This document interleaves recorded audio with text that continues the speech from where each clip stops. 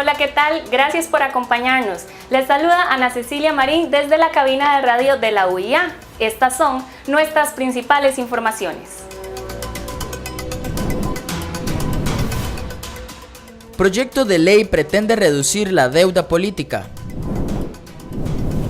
Hacienda pretende contener el gasto público. En los deportes, le traemos una serie de consejos para realizar triatlón.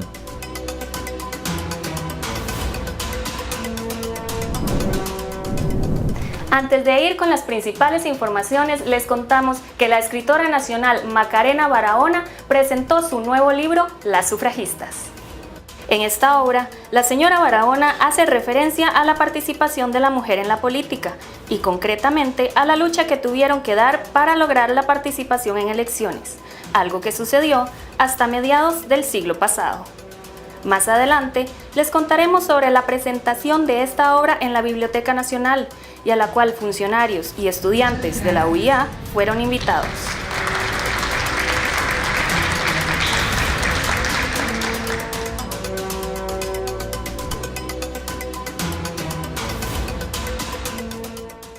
Un proyecto de ley lograría que para las próximas elecciones se rebaje la deuda política, con el fin de mejorar la economía nacional.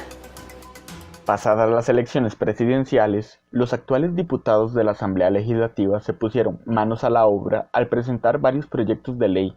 En concreto destaca el 20821, presentado por el actual y único diputado por el Frente Amplio, José María Villalta. En sí, este proyecto propone la reforma del artículo 96 de la Constitución Política, el cual establece que todos los partidos que obtengan más de un 4% en elecciones populares tendrán el derecho de recibir un 0,19% deducidos del Producto Interno Bruto del año anterior al de las elecciones. Pero, en concreto, ¿qué es lo que se quiere realizar con dicho artículo? La Constitución establece que se puede invertir en deuda política hasta un 0,19 del PIB. Y eso está demostrado que son muchos recursos. Entonces lo que queremos con esta ley es reformar el Código Electoral, establecer un transitorio para que en las próximas elecciones no sea tanto el gasto, pensando que hay un problema de crisis de las finanzas públicas, y reducirlo a un 0,11, que es lo que en realidad se ha invertido.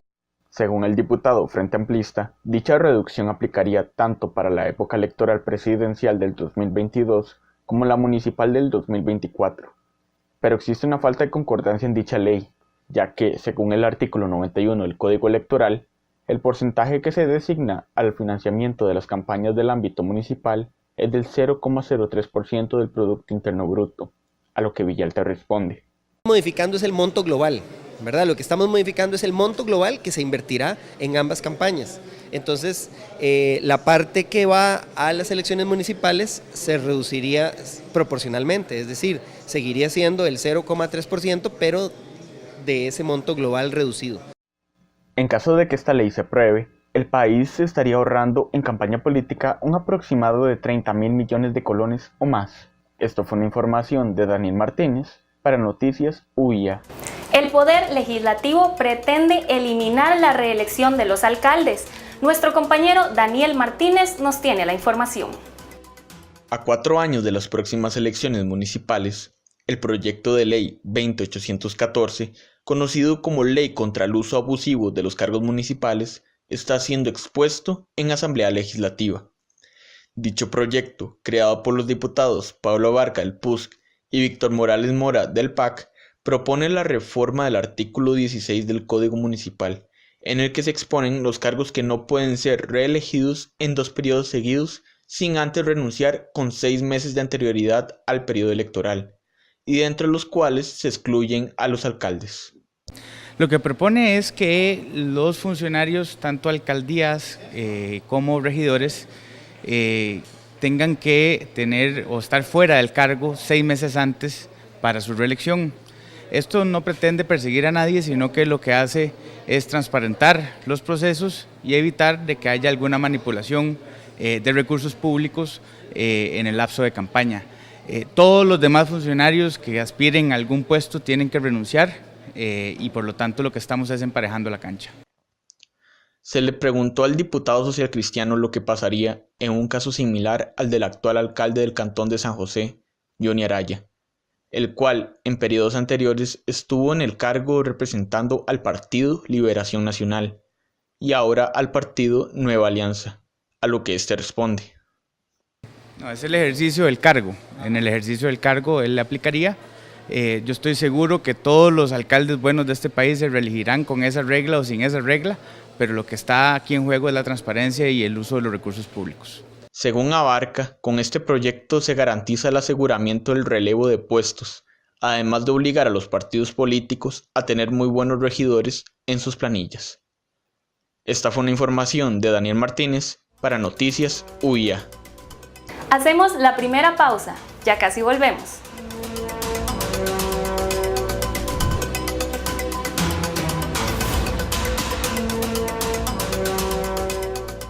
Al regresar de la pausa, el Ministerio de Hacienda planea medidas para contener el gasto público.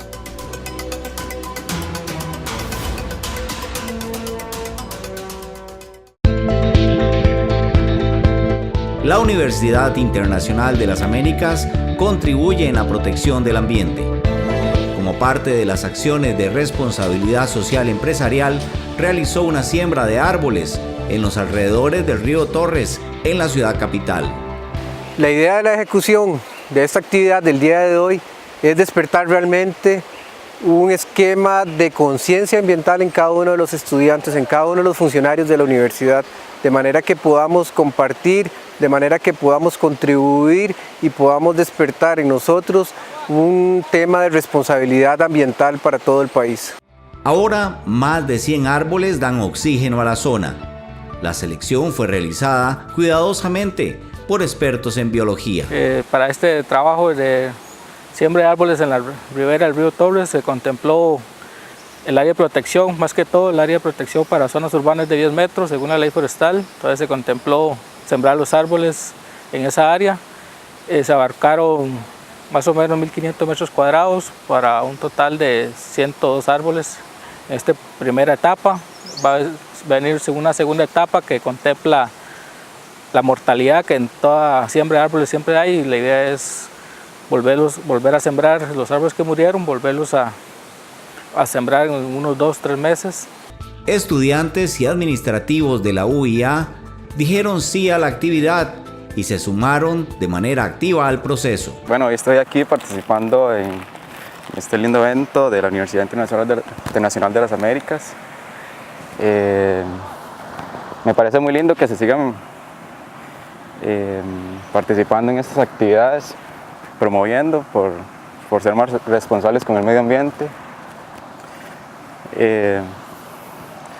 La verdad es muy bonito ser responsables y hoy me vine aquí como voluntariado. Me levanté temprano y aquí estoy. Se trata de generar un cambio ambiental positivo a la comunidad universitaria y al país en general.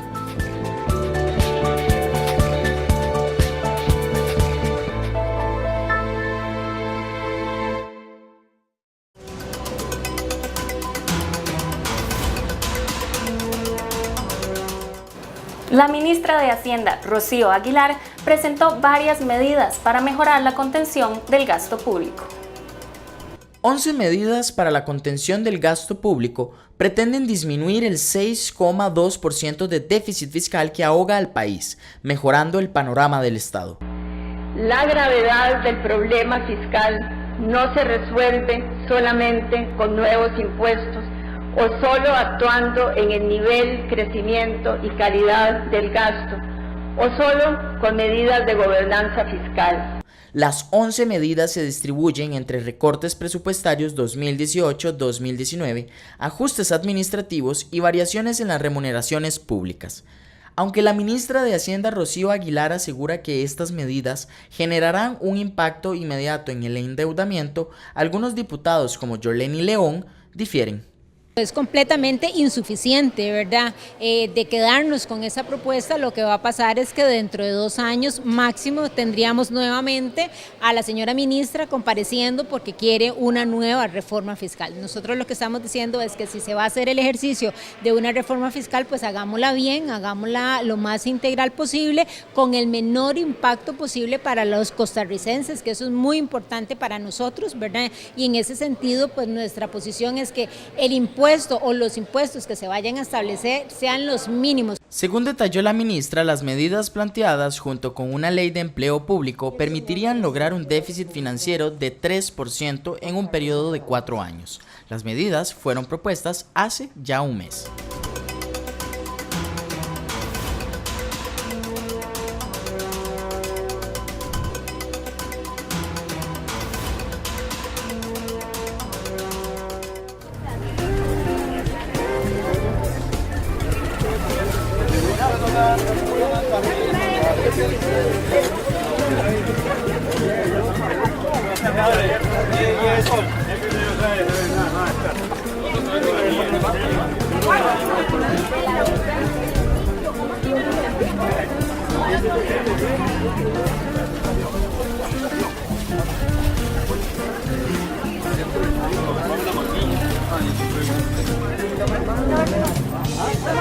No pague más.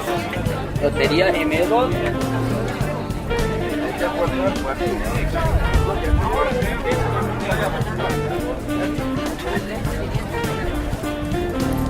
Hay papas, zanahoria y cebolla, tome. ¡Quiere papaya y mucha, venga, aproveche, venga! Este maricón con papaya.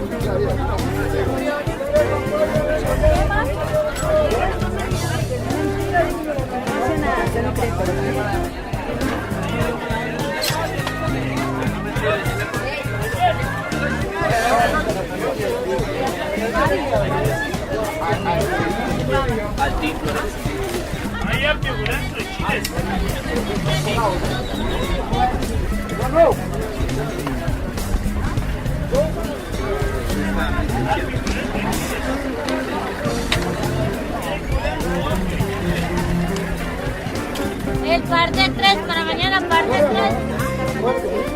¿Quién? Ah, no, 70, ahora que se quedó.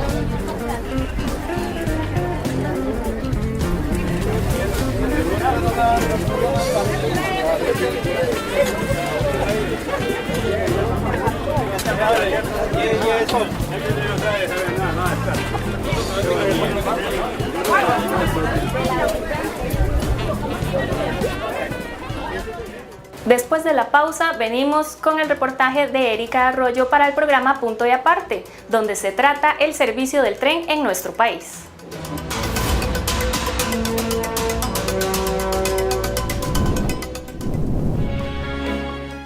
La Universidad Internacional de las Américas imparte cursos de RCP y RCP avanzado, certificados por ente internacional.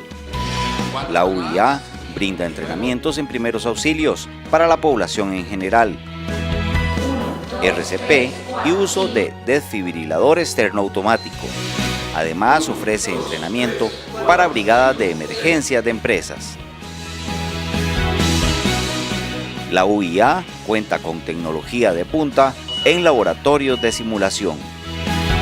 Si está interesado en alguno de estos cursos, puede comunicarse a Cursos Libres de la Universidad Internacional de las Américas o a la dirección de carrera. Llame al 2212-5500.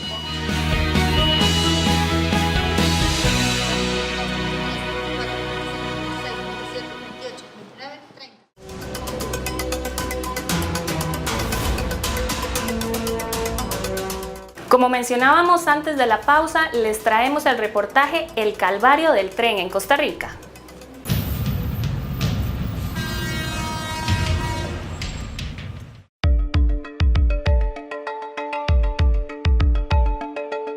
Cuando el país decidió retomar el servicio de transporte de pasajeros por el tren, el apoyo económico al Instituto Nacional de Ferrocarriles fue insuficiente para poner a andar trenes que cumplieran con altos estándares de calidad y que estuvieran en la capacidad de transportar a miles de costarricenses diariamente.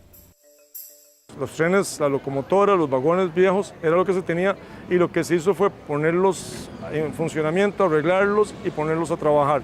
Y luego lo segundo que hicimos fue la adquisición de equipo de segunda mano de español que estaba en pleno uso en España, pero que el gobierno español estaba sustituyendo por nuevos equipos. Y eso nos permitía contar con trenes que económicamente estaban al alcance en aquel momento, no solamente del Incofer, sino que del propio gobierno. Como medida urgente ante el congestionamiento vial, en el 2005 el gobierno de Abel Pacheco desempolva locomotoras que datan de los años 80 para poner a andar el viaje San Pedro Pavas. Nosotros en el año 2005, como hacía 10 años se había cerrado el Incofer era una institución sin contenido económico. Se había dejado el mínimo para pagar unos salarios, pero todo lo que era el mantenimiento de las líneas férreas, todo lo que había sido los mecánicos para poner a funcionar esas máquinas, no existía. Dado que el gobierno de Pacheco no tenía entre sus planes retomar el tren, el Incofer tuvo que recurrir a varias empresas privadas como Demasa y el Banco Popular para echar a andar las máquinas. Junto al MOP, el ICE y la Compañía Nacional de Fuerza de Luz, se realizó un estudio de factibilidad en el que el ministerio destinó 200 millones de colones. En él se analizó la viabilidad de un tren eléctrico entre Cartago y Alajuela, pero los resultados fueron inconsistentes y se descartó. La presión social por tener un servicio de trenes de primer mundo obliga al próximo gobierno a tomar acciones rápidas y concretas. En el mandato del presidente Óscar Arias se firmó un contrato por $1.2 millones con la empresa brasileña Engevis para trazar aspectos legales y de diseño para el proyecto del tren eléctrico en la GAN, pero no se dieron avances y el proyecto se detuvo en la fase inicial. Durante el mismo gobierno, en el 2009, se habilitan los viajes a Heredia con los trenes Apolo, de segunda categoría, adquiridos en el norte de España. Para la compra se firmó un contrato con la empresa española Renfe, con el cual se adquirieron 13 unidades de diésel por 9 millones de euros. Con el gobierno de Laura Chinchilla, los costarricenses vieron llegar el servicio de trenes a la ciudad de Cartago, pero sin mejorar aún la calidad del servicio. En dicho gobierno, la empresa española FEBE donó un estudio de factibilidad valorado en $800.000, que nuevamente no pasó de la primera etapa.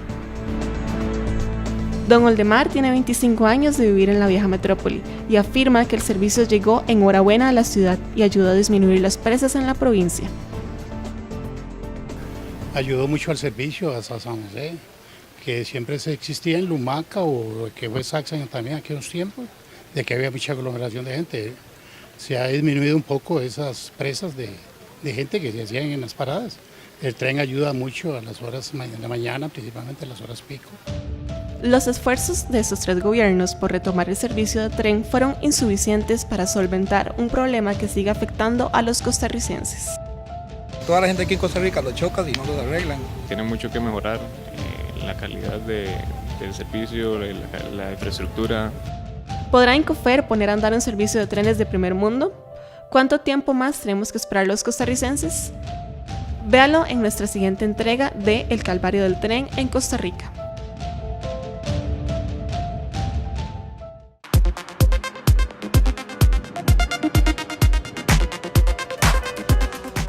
El triatlonista costarricense Andrés Fernández nos comenta un poco sobre la preparación para una competencia.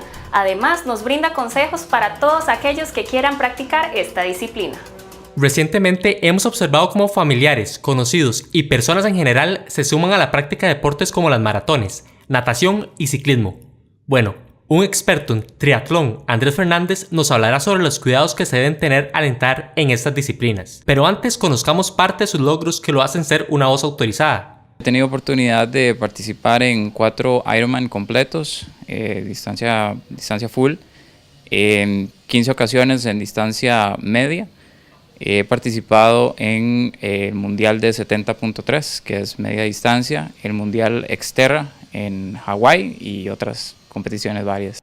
Y ahora que Andrés nos comente sobre parte de la preparación previa y durante una competencia. Respeto de las cargas de trabajo que se hacen en los entrenamientos es fundamental, así como el descanso, como la alimentación y la hidratación. Eso no puede faltar. Usted puede tener todo su entrenamiento, pero si no toma en cuenta el respetar las cargas, el respetar las intensidades, respetar los descansos, puede que eso le pase factura en el largo plazo. Con respecto a ciertos errores que logra observar en algunos amateurs, el no asesorarse bien sobre lo más apropiado para cada persona en cuanto al ciclismo, en cuanto a la preparación física, en cuanto a la misma competencia que se va a asumir. Yo creo que algunas veces nos precipitamos y creemos que es como voy a hacer un triatlón y en realidad pues es muy bonito, pero sí requiere su estudio, requiere su estrategia y requiere su preparación. Por último, sugiere que no pierdan ese impulso.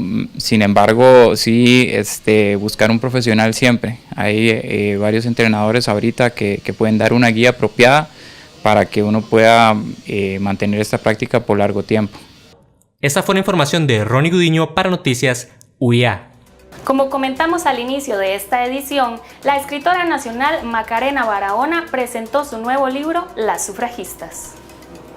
El libro para optar por el grado de doctorado en filología de la autora cuenta de la lucha de la mujer como Ángela Acuña Brown y María Isabel Carvajal Carmen Lira para hacer valer la posición de las mujeres en la toma de decisiones políticas. Mi trabajo es el resultado de varios años de investigación. Se presentó como tesis de doctorado en Ciencias Políticas en la Universidad Complutense de Madrid y he decidido hacer una segunda edición donada a la Asociación Nacional de Educadores como homenaje a las educadoras costarricenses que fueron en realidad la base y las dirigentes principales para las luchas que se dieron en pro de la igualdad de los derechos políticos de la mujer. El historiador costarricense Vladimir de la Cruz estuvo en esta actividad y nos habla sobre la primera participación de la mujer en elecciones.